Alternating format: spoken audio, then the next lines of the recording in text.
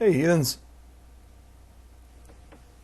I got a private message I'd like to share with you. Of course, now keep in mind, everyone needs to know, just because the name is private message, I don't consider anything you send me private, and it's on my channel. So anyone objecting to that, well, just has to deal with it. So let's take a look at what this guy had to say.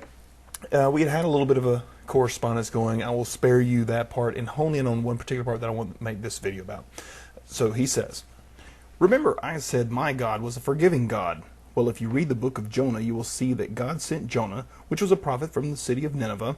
Nimrod controlled this as well, and told Jonah that he wanted to preach a sermon to the people of Nineveh, and Jonah thought it wouldn't do any good. So he tried to be disobedient, and God made him be swallowed by a whale." Okay, a few problems here. Number one, whales can't swallow humans. Number two, he would have suffocated because there's no oxygen in the whale's belly. Number three, he would have been digested by the acids in the whale's stomach. And number four, what happened to free will?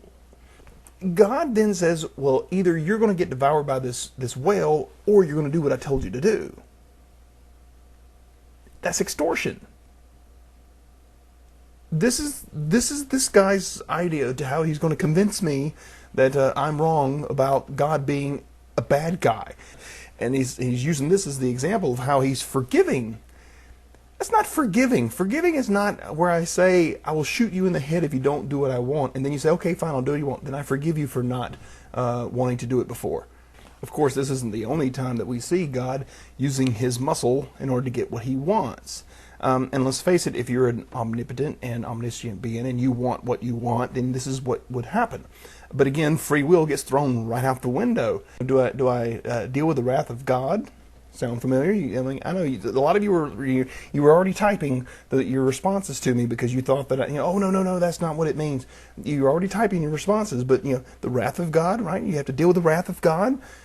That's giving you reason to have to go the other way. The threats of hell, it's all right there. It's I will burn you for eternity, or you do what I want.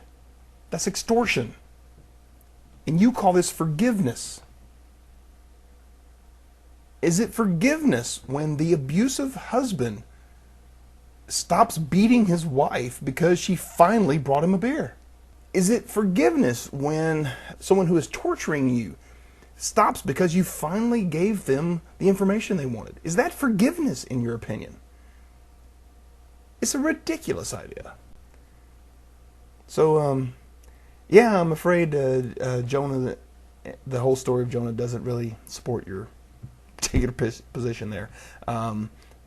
Nice try, though? Okay, not really. Don't take my word for it. Think for yourself.